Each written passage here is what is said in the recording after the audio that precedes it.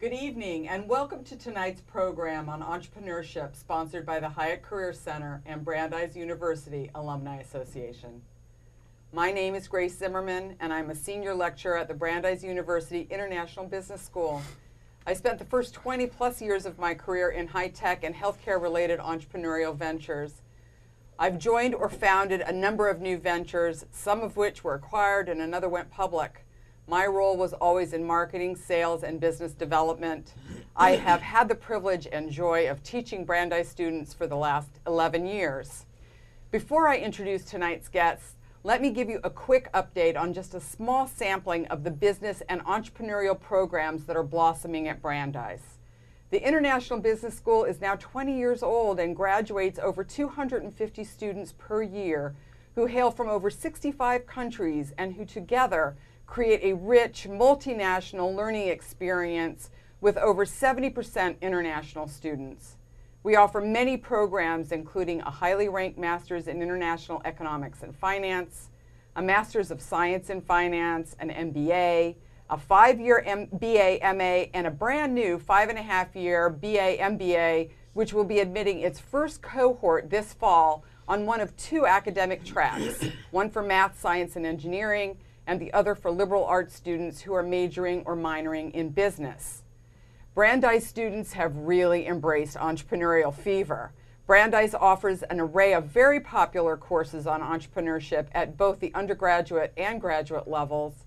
Thanks to the generosity of Leonard Asper, class of '86, the Asper Center for Global Entrepreneurship serves as a platform to probe and understand key trends affecting entrepreneurship across cultures and borders, and annually awards an entrepreneur who achieves outstanding success in the global marketplace.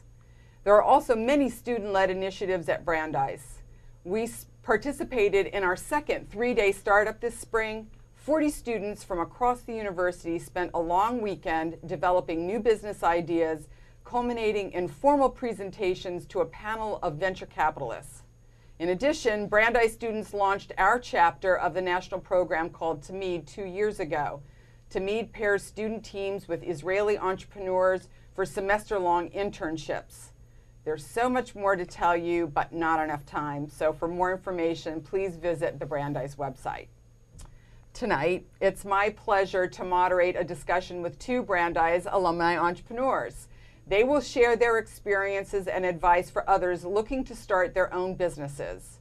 Our alumni guests are Brad Akers, class of '95, and Michael Gerstein, class of '96.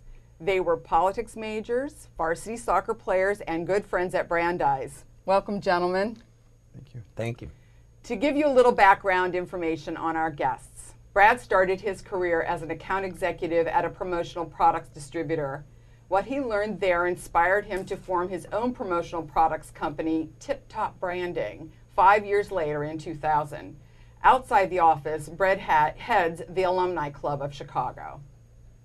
Michael pursued a law degree after his time at Brandeis. He practiced criminal and civil litigation in Chicago before moving back to Boston to start his own business with a childhood friend. Their company, Flagship Merchant Services, is the #1 merchant sales organization for credit cards in the United States. The company sells the credit card readers that merchants use to approve credit card purchases in their businesses. Many Brandeis alumni and even current students have launched their own businesses or nonprofit organizations. We hope tonight's discussion will be a starting point for those looking to do the same and will pave the way for additional conversations about the entrepreneurial career path. We look forward to your questions. To ask a question, you can use the chat window or send an email to onlineprograms@alumni.brandeis.edu. So let's get started. Can you tell me how you got your business idea? I'll take that one. I was working for an industry-leading promotional products distributor called Halo Industries. Right out of school, had no experience. I was offered a job and luckily given an opportunity, just like many people who didn't know exactly what they were going to do with themselves. And I was very content being a salesperson for this company. My business idea arose out of call it a lack of support from that company. I was a salesperson. Probably would have been very content to stay a salesperson at a thriving organization, but there was something in me that saw the possibility of doing business at a higher level. I had a vision of certain ways of doing business with clients that I felt weren't being met at the company that I was at. So I gained a lot of industry experience, but at the same time, ultimately I decided that there might be a higher level to take in terms of the kind of services I provided. So it wasn't so much I had this revolutionary idea. I had started in an industry and saw a better way of doing business, and hence started Tip Top Branding. That's fantastic. How about you, Michael? Well, for me, I moved back to Boston, and I was studying for the bar, and when I went for a loan so I could study, they wouldn't give it to me because I was tapped out because I'd already had one for Illinois. So they were basically about to send a hitman after me for all the loans that I had outstanding.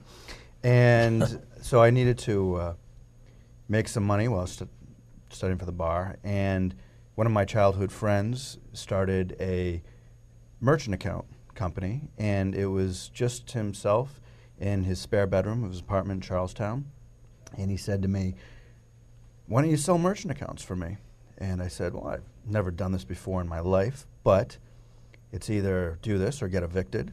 So I would sell merchant accounts for a couple hours, study for the bar, then sell merchant accounts. And we decided to get about 250 square feet of office space in Sullivan Square. And from there, after I passed the bar, I saw the opportunity and the growth that was capable, that we were capable of, and that was possible in our industry, and thought that it would be a really good idea to pursue it. And at that point, my friend offered me 50% of the company, and then we partnered up and just grew the company 2 employees at a time. So you started your business with a partner. Yes. Would you do it again that way? Absolutely. Tell me about the whole dynamics of having a partner, and had you even considered not having a partner?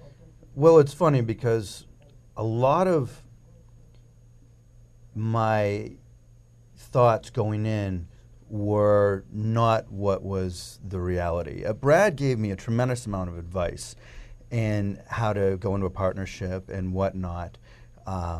And I told him everything not to do, and he listened. I couldn't tell him what to do, but I told him everything you shouldn't do. There you It was a lot of, honestly, I would call him up once a day when we were starting. But the big thing about it was that he said, make sure that you segregate your roles, that the roles are different, and make sure that you love what you do and that your strengths as well need to be different. It's very tough to have the same abilities as your partner, because eventually you're going to have a different idea or a different strategy, and that will cause conflict. And when you segregate your roles, and luckily, hopefully, anyone who's thinking about a partnership, if you can have someone that you trust with your life and that they have abilities that complement yours but do not duplicate, then you're going to be in a great position to have success. So you think it's important that the person have complementary skills. Was it important to you that you knew the partner that you were partnering with? Because you knew him for a long time, didn't you? I do. I feel that you have to trust them literally with your life. Because any successful business, when there's a lot of money involved, and it's never that way in the beginning, but eventually, if you're successful, there will be. And money makes people do bad things. And the only way to keep that from destroying a partnership, in my opinion, is if you have the utmost faith and trust in someone. Like, it's got to be 100% pure. It cannot be diluted 1%, 1 iota, period. That's just... And one last question before we ask you about your partnership experience. Did you and your partner, by happenstance, have really different skills that became very synergistic? It was unbelievable. It was like you couldn't have put together 2 people who were so different but had complementary abilities and skills that had such an amazing synergy. He That's great. loved marketing, finance, but yet he didn't want really anything to do with running a sales force and managing people and motivating people. Where for me, motivating people, managing people, training people, that's what I love. And so what he loves, I absolutely don't. Right. And what I love, he absolutely does not care So for that's it. perfect. So it was a perfect match, absolutely. That's and awesome. I was really fortunate. But like I said, I really have to give credit to Bradley, because he really steered me in the right direction on how to go about things, what to look for, Right. and just the greatest advice that you could ever ask from Oh, someone. what a good friend. So Yes. was this out of experience? You have a partner as well, or you started with a partner? I don't. I started, my partners were everybody who I can get my hands on and their experience and knowledge, but I'm definitely not self-made. I don't necessarily believe in that term. That assumes that you had no help along the way from anybody, really, and Right. it just doesn't make much sense to me. My father and mother helped me get the business off the ground. I leaned on former associates at my old company to learn about certain things, accounting that I had no idea about, financial management, et cetera, et cetera. I never had a partner. There were sometimes I'd look at Mike and say to myself, boy, it's lonely at the top, so to speak. I would have liked a partner at certain times to complement some of the strengths I've had. Right. That possibility is always there, I suppose, in the future. It just never felt like the right fit for me. I had a certain vision.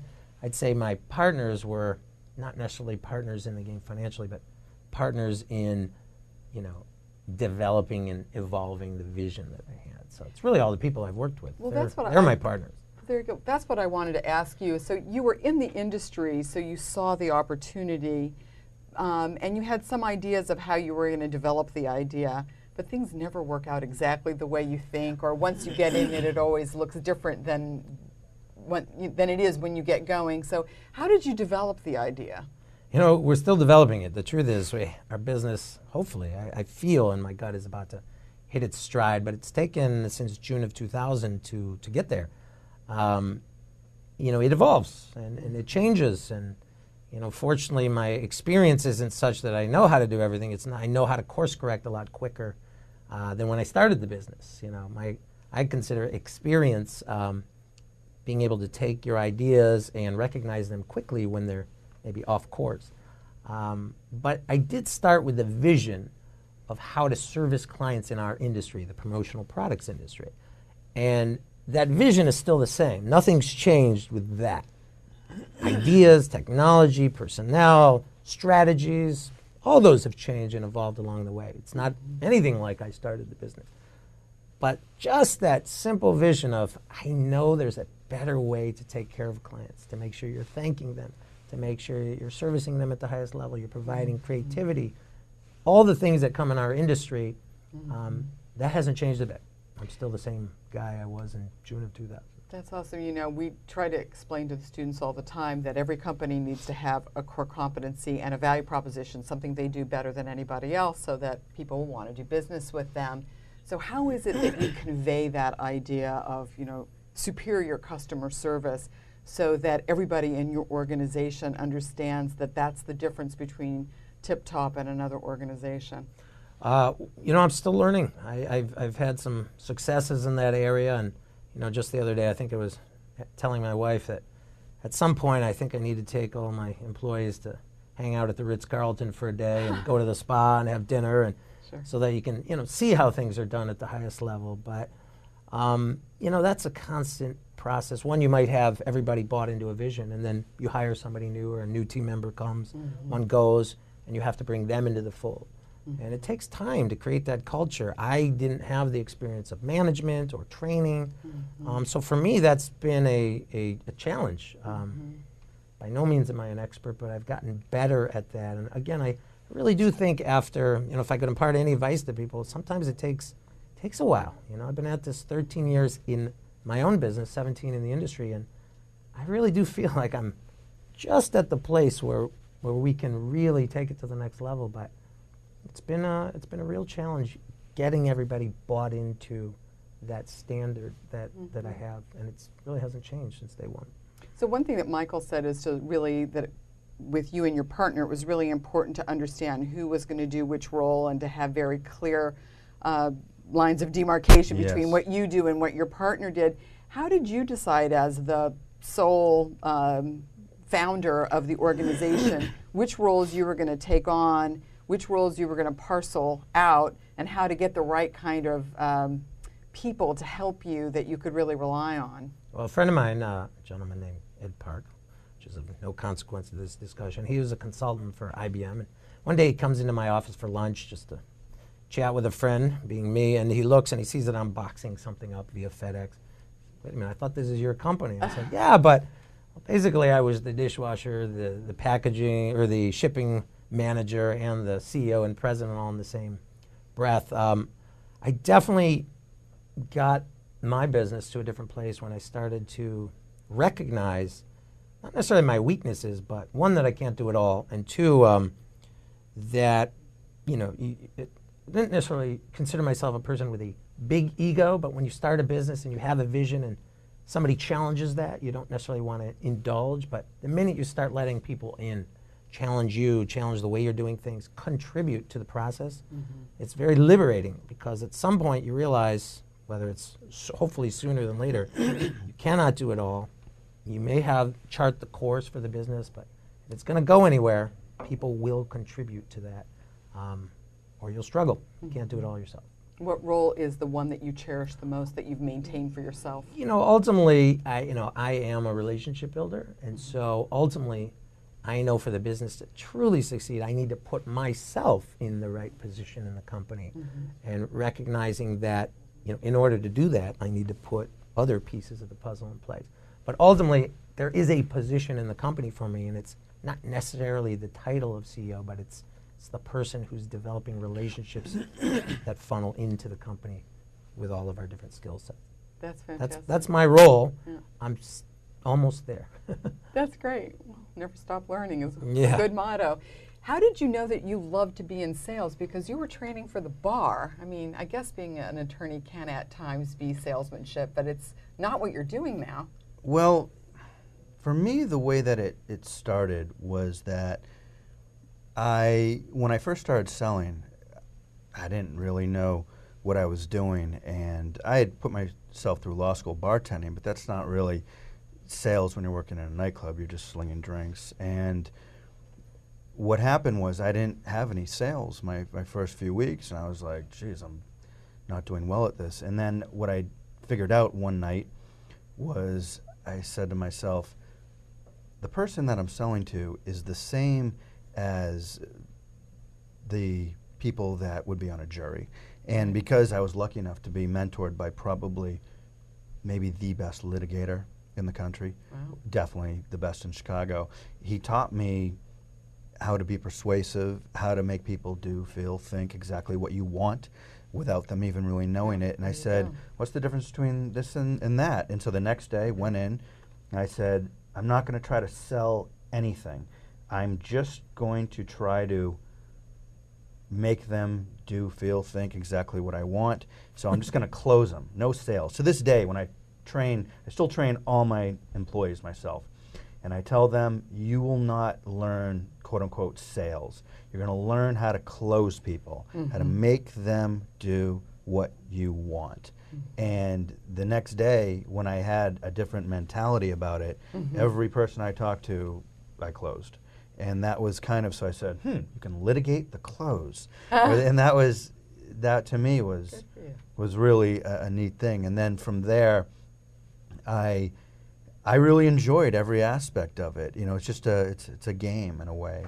And I love to play it, and I love to teach people how to play it well. And I found that is my biggest strength. That's great. How did you and your partner finance the business? I mean, a lot of people, you know, a lot of students are really interested in starting their own companies, and they have ideas and don't really know how to go about getting the funding, whether they need to go to VC or angel investors, or do they ask their parents, or, you know, do they sell their car? The latter right there. my partner worked for a company called OneCore, which was a .com, and he was their top salesperson, and he made a ton of money. Commissions were crazy, and he bought a BMW with it. And after that didn't work out because they folded, and then he went to work for another .com. Then they folded. This is when the bubble was crashing. Mm-hmm. He realized, I gotta get my own thing here. Mm-hmm. And so what he did was he sold his BMW that he made with his commission, took half the money, bought his wife an engagement ring, or his fiancée at the time, Yeah. or girlfriend, and then took the other half and started the company. It only took about $6,000 to start the company at that time, because in 2000, 2001, my industry was completely different from the way it is now. You could get a ton of money up front for the products, and that could fund your marketing efforts, and the rates were higher. There was no market compression at that point, and that created a really wide opening for a lot of people to get into that industry. Luckily, he had marketing experience, and he was actually a beta tester for Google for pay-per-click in our industry, which is actually one of the most competitive industries on Google. And so he had that ability, and he knew how to sell. So he was able to get it off the ground himself. So did you ever have to go out for financing, or has it entirely been bootstrapped with revenue from the company? It was honestly, it was that. We were real lucky over the years. We've lowered the pricing and the rates as our residual grew, and eventually by the time the industry was everything at cost, or everyone's rates are the same, everything's real low, we were already at a position where we could do that, and we could play in that game. Mm-hmm. So we were very fortunate. My industry, you couldn't get into it now for less than $1-2 million that you'd have to burn through. Wow. So, and that's at the very least. So it is definitely, as they say, timing is everything, and you've got to take advantage of whatever opportunities present themselves. Okay. How about you? Did you get financing? Did you finance it yourself? I worked very closely with the Bank of James. James is my dad's name.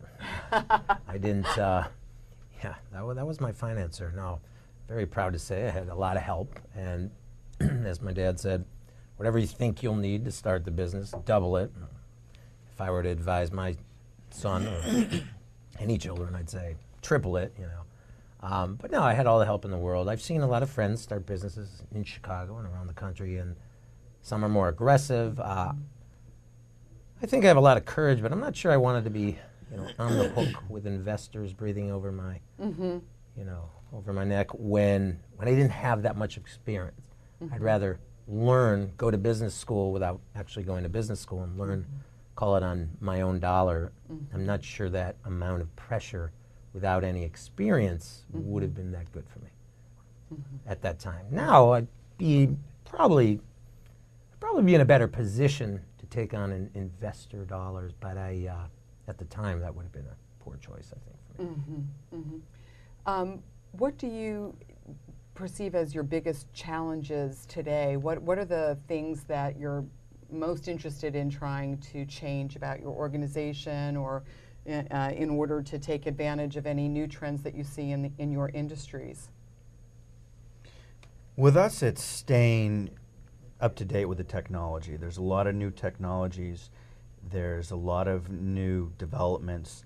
And right now, with the social media, that's digging itself into the payment processing space. And it's trying to keep up to date, make sure you're offering the solutions that people want and not falling behind. I think that's the biggest challenge. Luckily, we've always been able to stay ahead of the curve, but it takes a lot of discipline, and it takes a lot of people kind of working for that goal. So anything comes up that is maybe new or someone hasn't heard of, at least one of my employees has maybe touched upon it or saw it, and then they bring it up the chain, and then it just becomes a discussion point. So usually nothing gets by us, but that's definitely, in my industry, that's the challenge. But besides that, I've been pretty fortunate that I've got some amazing people in the organization, and we've got a great structure. And before, to be honest, this is a big point that I think is germane to being here at Brandeis. Is one of the big problems with any organization is the human capital aspect, getting the right people that are going to really kick butt for you. And I found that a person who has been a college athlete is really, really competitive, but they also appreciate teamwork. And so what I was able to do is really focus on getting those type of candidates. And the great thing is the training class that's going to be in July, I filled it with 8 Brandeis varsity athletes that are graduating. And you know, I think it's just a win-win, because number one, want to give back to the university. It's important that people try to help out graduating seniors. I think that that's got to be a priority for the university. I think that people have to step up if they can, and they have to make it their business. That's great. So I've been really fortunate that I was able to target what it is that really drives the sales force, the type of qualities, and that's really all I focus on right now. And luckily I've got the greatest resource in the world. So that's great. I'm glad you think that way. How about you, in terms of your goals or challenges that you have for your businesses, Brad? Well, personally, and sometimes my personal challenge funnels into the business as a sole proprietor. You know, you are responsible for charting courses. Has been focus. A lot of people will say, well, where do you find your clients? And we do offer a nice level of service, so it's a referral-based business, at least ours is. But those referrals come in, and you know, do they align with your vision? You have an opportunity with this client, that client. They're in different industry sectors, and sometimes there's so much opportunity, but filtering to the right kind of opportunity has been hard for us, because you know, at some point you have to decide, you know, who you are, what service do you offer, and make sure that your clients, your customers, consumers align with that. Otherwise, you might be chasing opportunities that seem like opportunities, but they're actually costing you.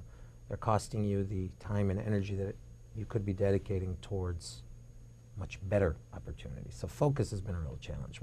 We're getting to a wonderful place there, but you know, when you see all kinds of opportunities, there's a tendency to want to reach for each one of them, and it's not always the healthiest thing, you know. You got to stay focused. No, it is a difficult thing.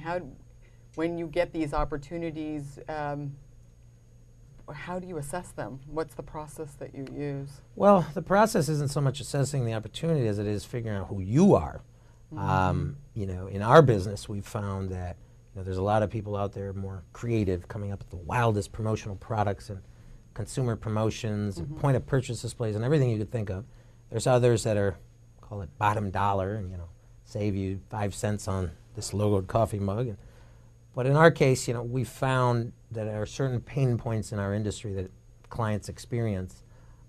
One is centralizing purchasing when you have a bunch of different buyers of products. Another one is finding an easy way to purchase those products, and then controlling your brand usage, logo usage, the standards of your brand. Those are all industry-specific things. However, once we realized that we are a company that addresses those 3 pain points, everything else falls off the plate.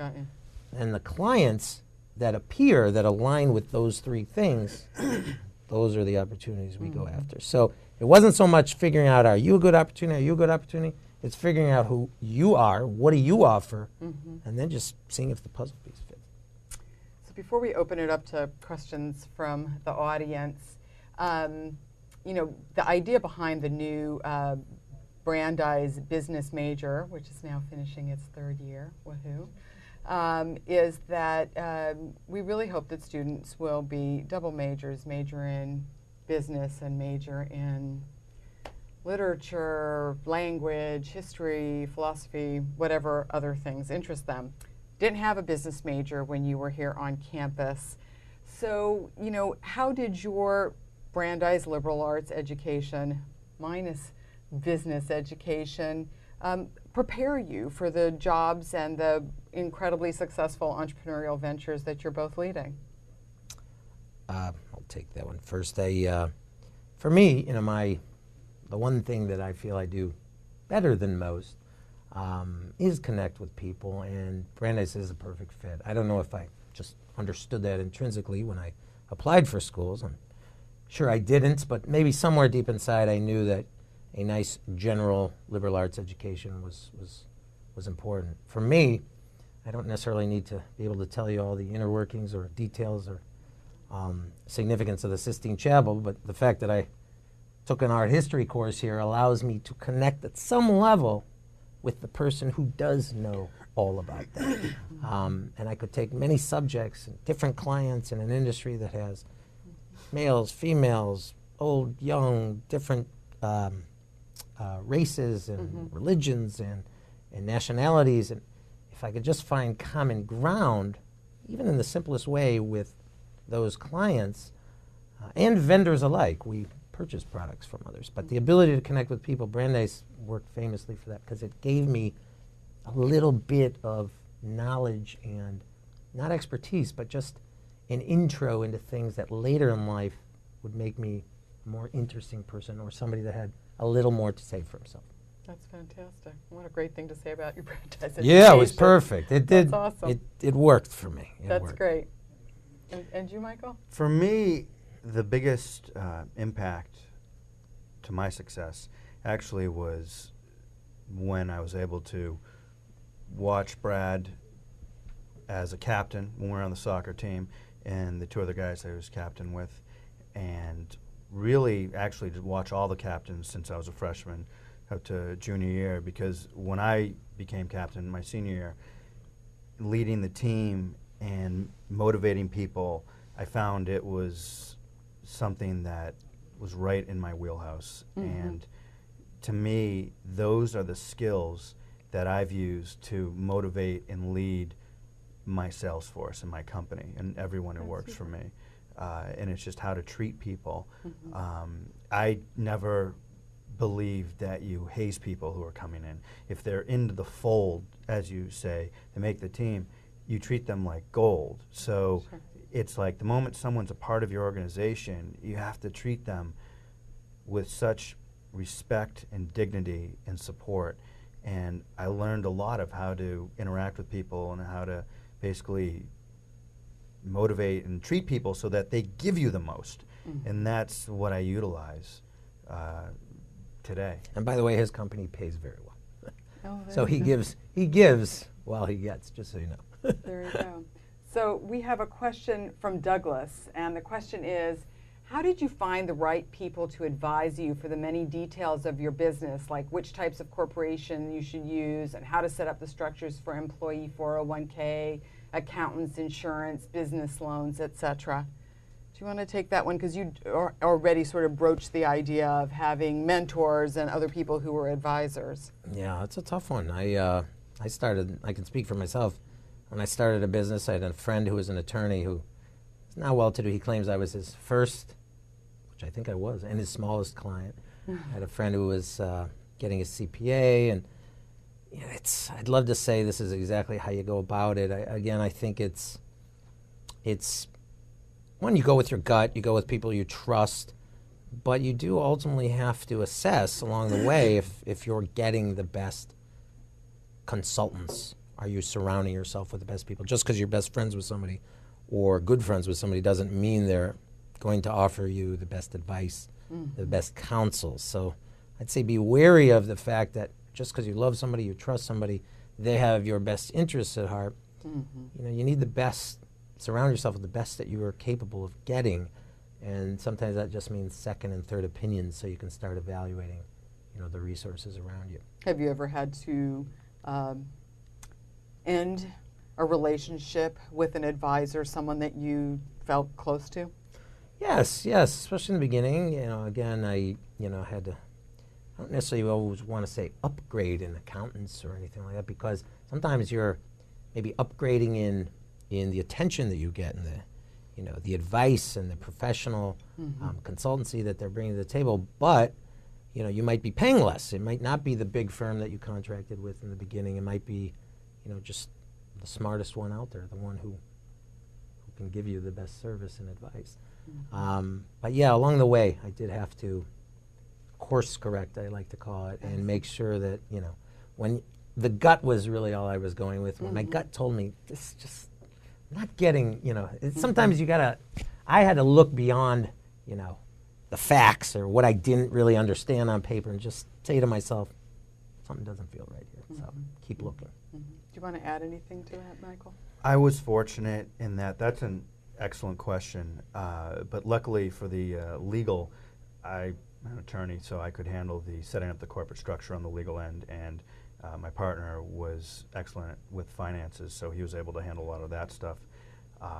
And, you know, don't be afraid to start a new business. Call up Paychecks, call up someone like that. They're happy to work with you, happy to get you going and give you the advice that you need, and they're not bad at it. I mean, you know, at the end of the day, maybe that's not the most optimal thing, but it's definitely adequate.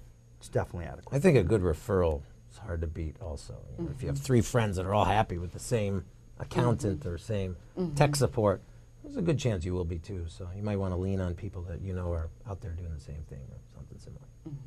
Okay. Let's take another question from Allie. What was your aha moment when you decided that you really could go into business for yourself? When my dad said, I'll help you go into business yourself. Oh, no, your dad's a good one. I know. I give him a lot of credit. Yeah, he was amazing. So was my mom. They really supported me. But the aha moment is when I found that, hey, I have a vision for something more. You know, I would advise if you don't have, you know, a vision for how you're going to do something better, faster, smarter, you may not want to go into business for yourself because, you know, you're really trying to bridge that gap between what exists and what are the possibilities and what's it going to take to create something new, unique, better. You know, if you own a cookie factory, find a way, you know, what are you bringing to the table? Is just another cookie that tastes good? Well, that's probably not a great long-term strategy. There has to be something. The aha moment is, wait a minute, I think I can make the best cookie that ever existed, or I think I can develop a new process by which you buy them. Whatever it is, the aha moment should be, in my opinion, there's the idea of here's what exists, here's the possibility, and somewhere in between I think I can do something special. Super. I feel that for me, the aha moment was more like, oh my gosh, I'm trying to make rent again this month. And it's just a byproduct of struggling, and then finding an industry where there was a lot of potential to make a lot of money. And the one thing that I find that a lot of people don't realize, and the best advice I could have for anyone, is something that Bradley and I had actually talked about, where I think for a lot of people, they go and they try to find the right business, quote unquote, for themselves, and then they find themselves doing something, and then they're like, yeah, it's not working out, but if I do this, then I'll be happy, and then I'll really make my mark, and then they get that, and then they're like, no, this other thing, that's really where I'm going to do it. Bradley had someone who worked for him who had that mentality, and we talked about that, and I tell everyone who works for me that that's not it. In my opinion, what is the key is just saying, well, I'm just going to get into something, and like Brad said, I'm just going to be the best, because merchant accounts, it's not sexy, but it's got teeth, and I love it because I'm the best at it. I feel that if you're the best at something, you're going to love what you do. So it's more like, it's not necessarily what you sell, what you do, but if you have the ability to be the very best in the country, you're going to love what you do, and you're going to find it incredibly rewarding. It's interesting because both of you were in the business, and you had a friend who was in the business who sort of brought you in, and sometimes students ask me, well, you know, I really want to start something, but I don't have a good idea, and my general advice to them is go get a job, be in an industry, and look for that unmet need. And it's a lot easier to start a business that way, I think, than to try to think of something Absolutely. out of thin air. I completely agree with that sentiment. I think it's the most important philosophy there is for success is don't reinvent the wheel. Find some industry, see whoever's the best at it. Invariably, you'll probably be able to be better, and it's just take the good, merge it into yourself, take what's not working, discard it, and just don't reinvent the wheel. Just make it better. And I think that is the best advice that I could give anyone. And that's your point that you made. That's great. Let's see. From Derek, if there was one thing that you could have changed along the way, what would it have been? What would it have been? That's a good question. Is there anything that you would have changed? You've or was stumped us, everything Derek. just everything We're was both perfect? looking. You take this one first. I believe if I could have changed anything, I believe that it may have been I wish I had targeted the right type of employee or figured out the right type of employee a lot sooner. That would have been a huge, huge benefit. I would have been twice as good if I just figured that out, maybe 8-9 years ago rather than a couple of years ago, of really realizing this precise type of candidate is what you want. It's what you want to get. You figure out how to do it. You create your pipelines and you go after it. I think a lot of the things that contributed to maybe a growth that wasn't as robust as we were planning on, my partner and I, was because of just trying to get people in the door to sell, but a lot of them just are not really meant for it, or at least meant for what we were trying to accomplish. And if I had the realization of the perfect type of employee and what their characteristics are, that would have been a lot. Was there a lot of better. trial and error? A lot of trial and error. Yeah. And it was challenging. There was a lot of things that came up that just blew my mind. Yeah, Couldn't believe it. Sure. I can imagine. How about you, Brad? I would have come out of the gates a little bit more conservative with respect to some of the spending. Later, a couple of years after I started the business, somebody said, there's 2 areas you probably shouldn't shortchange yourself on. One is technology, and the other one is people. And years later, I couldn't agree more. Again, I don't consider myself a boastful person, but I had a nice office overlooking the Chicago River, nice furniture. It was a little fancier than I should have been. And when I had left my old company, the CEO, who wished me the best of luck, said, good luck starting your business and watch your overhead. Didn't really understand, what does that mean? Right. Well, looking back, I probably spent unneeded dollars and should have let profits, sales, dictate some of the spending. Let the business get on its feet a little bit.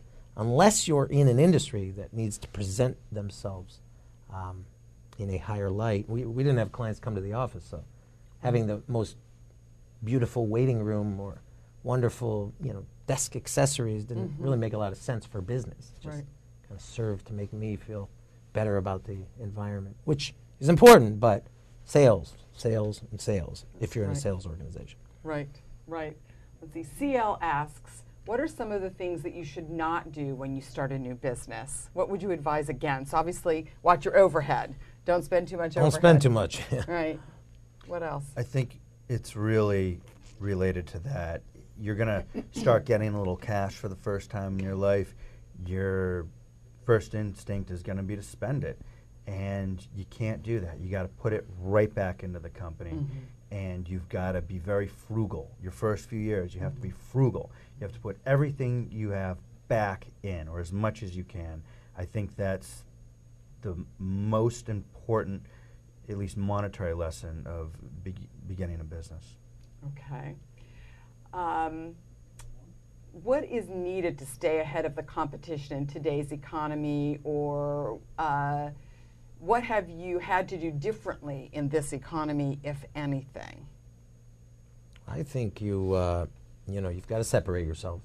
What is it that you're going to be doing or offering, providing that's different, unique? When you do walk into, in my case, a client, what's your pitch? What's your value proposition? Right. If it's for me, if it's, hey, we want to sell you a bunch of merchandise, what projects do you have on your plate? It's not really a good long-term strategy. So I do think the second thing is technology. It's in most cases, not every industry, but I speak for mine.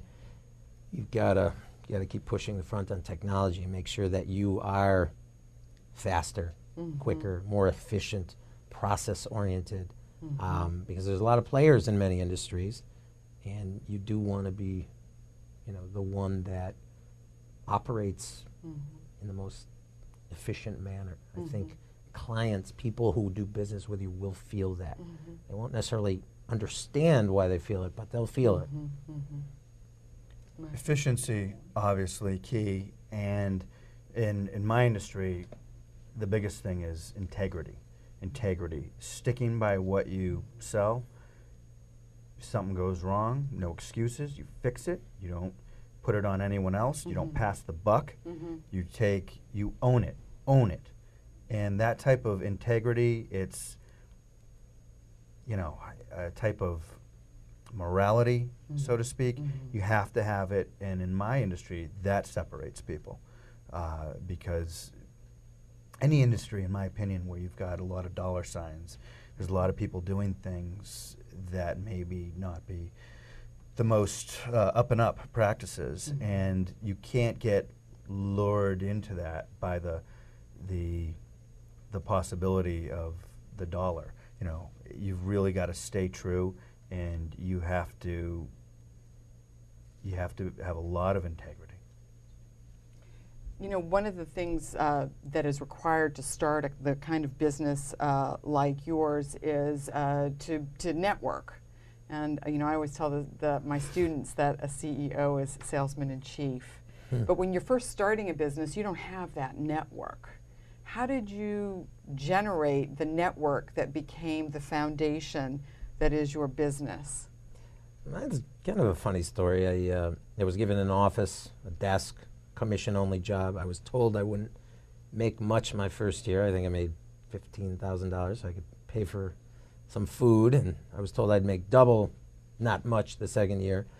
And then it did start to pop a little bit. But how did I start? They basically gave me a phone, a desk, a piece of paper, said, here's some catalogs, write down everybody you know, find out who they know, and try to sell them anything you can. It's all fine and dandy. I don't necessarily think you have to start that way in today's world. It's honorable, but I don't necessarily think it's the most efficient way to go about things. The good news for anybody starting a business is a wonderful time to network. I mean, it's just totally different atmosphere and playing field with the internet, which we didn't even have, social networking. But it's, I think for many, if you're like me, it's getting over the fear of rejection. There are people that are fearless. I think there's people out there that don't connect with people as well as I do one-on-one, but they're fearless.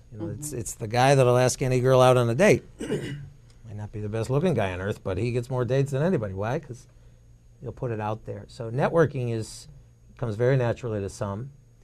Do you get mostly referrals from clients, or have you joined? It's mostly Chicago-based, right? Most of it is. Have you joined organizations, or is it just sort of organic? How does the networking work for you? Anything. I think obviously depending on who you're trying to network with, but in the beginning I network with anybody just to get some industry experience and knowledge and have meetings and get the ball rolling. But there's so many places. There's networking groups. There's there's online forums that you can join. There's clients. You can incentivize referrals. Sometimes it's a don't ask, don't get kind of world. Doesn't mean people don't want to help you. Just means you're not top of mind every second of every day while that person's living their life. So a lot of times, what I'll find is I should reach out to that client. I reach out after the phone call. You've got 2 referrals. Oh, you should call this person. Why didn't I call them before is what I'm asking myself. So again, you got to put yourself out there, not be afraid to ask, not be afraid to have somebody say no. But, you got to get aggressive. If you sit around on your sofa, waiting for the phone to ring, it just doesn't happen. My industry it's a little unique in that it's national. So basically, all of our clients, they're from all over the country, and it's more of the marketing. And because we market nationally, I didn't need any referral network within the industry at all. That's just not really the makeup of mine, which makes it quite unique. And because that's difficult, it's very difficult. And especially in the industry I'm in, no one wants to help anyone in it, because everyone eventually, if you're good, you'll compete against each other. Right. So very fortunate that those challenges I really didn't have to deal with per se. Okay. Let's see what other questions people have. Tom asks, what advice do you have for someone who does not have a network of friends or colleagues if they're trying to start something? You got a lot of advice from family and friends. You got a lot of advice from your friend here, Brad. So what do you do if you don't have a big network of friends? Find anything that you're passionate about. Find your inner skills. Figure out what it is, not necessarily that you even want to do, but what are you good at? What are your skills? And just dive into it. But you got to have passion. That's the one thing I think is essential to be successful. You have to want it. You have to want to be the best. Sure. And if you do, jump into it. Jump into it. You just have to figure out, look inside and say, what are my real skill sets? Not what do I want to be good at, but what are my real skill sets? And because invariably most people have something that they're quite good at, and it's just focus on that. Sure. I agree 100%. Actually, people will ultimately be attracted to passion, talent, skills, energy, all the positive things. So I really do believe Mike's hit the nail on the head. I do think if you dive into something that makes you feel good, people might find you. You might not have to go find them. Yeah. I also find for myself in my entrepreneurial ventures that people are usually really willing to help if you ask.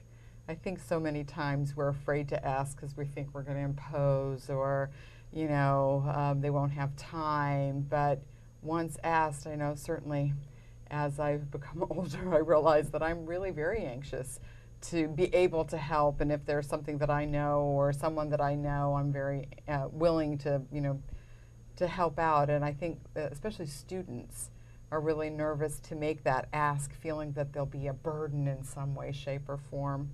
I'm the head of the Chicago alumni chapter, and I see both sides. Alexander and I at Hyatt are trying to work on getting current students and new graduates connected with alums that are out in the field, and you'd be surprised. There's a lot of alums kind of waiting. If they get the call, they might help you. So even if you don't necessarily have a current group of friends per se or a network, you might have a network you're overlooking. Right. Just the fact that you're Brandeis grad. This is a small school that if you went to Brandeis, most people will look at you. There's a bond there that, no offense to any of the big schools, you don't necessarily have unless you were both fans of the big football teams. So point being is you might have a network that exists that just because you don't know them doesn't mean you can't get to know them very easily based on your shared experience or, in this case, university. Okay. Looks like we have a question from a student. Max asks, I'm pursuing a business major in college next year as a freshman. I'm not yet a student. Do you think grad school is a worthwhile investment for an entrepreneur, and do you feel a particular major is best suited for one? That's an excellent question. Do I have to be honest here? Yes. Yes, you do. I think pursuing a business major is an excellent idea. I really do. I used to think that a graduate degree was essential to really making it. And that is just not the case. I'm not encouraging people to go to law school anymore, where 3 years out, I absolutely was. My business partner, who's equally as successful as I am, had no graduate degree at all. I was lucky that having the JD was a bonus and probably was a factor of my partner asking me to partner up with him. So there's definitely value to it, and anyone who says differently is wrong. But I don't believe you have to have a graduate degree to really make it big. I don't. I think that the most important thing is being hungry, driven, and just back to your point, if you have zero or not that much, the most you can lose is zero. You have it all to gain by asking for help. You have all to gain. And I think that it's not necessary right now to do that. And just a quick story, one of my employees who has worked for me for about 5 years was just applying to Sloan and Yale and all the major MBA programs, and she got waitlisted at Sloan. And I told her that I didn't think it was a good idea for her, because I felt that she had the ability right now to get a job or start a company and to be where someone who has an MBA and has gone through all of that and gone into debt, what they're trying to do, she could do right now without it. And she would have been amazing at Sloan, absolutely. But I think that when I told her that during the application process, she was really hesitant to listen, but then something happened, it clicked, and she actually just took a position in a high-level management position in the company that acquired us. And it's a position that most MBAs from any Ivy would kill to have, and she has it right now without having to get her MBA. So I'm not saying it's not a good thing to have, but you can be very successful without it. It's not for everybody. Do you agree? I think you're going to get a lot of opinions on this. Good. I agree. Mike's 100% correct. You don't need it to succeed, and ask, a lot of people that didn't get one. I think it might have helped me had I gone to business school, but I don't think it would have if I'd gone right out of school. I mean, I didn't have much to contribute to the conversation. I have a lot of friends that graduated from business schools and law schools, medical schools, and they all seem to be doing quite well. So I even visited with one in Boston today who's high up at Zipcar who got his MBA, and I looked at him and I saw his, pedigree. He's had a long list of very good positions, and I think, the network that he established in graduate school is probably equally as important as some of the skills he got. But I would never discourage somebody from going. I didn't. I will never know how that would have helped me. But I have seen a lot of success out of graduate school. I have to add something to that. I think that I don't want anyone to think that I'm not encouraging it, and I think there's value with education. But what's interesting is what made me successful wasn't, at the end of the day, it wasn't the legal. That helped me get our company off the ground because I did not need to hire an attorney to do a lot of stuff. But yet the things that led to my success were the skills I had as the captain of the soccer team. Those were the skills that brought me the success. It really wasn't the legal at the end of the day. So that's why I think each person, every scenario is its own factual situation. Sure.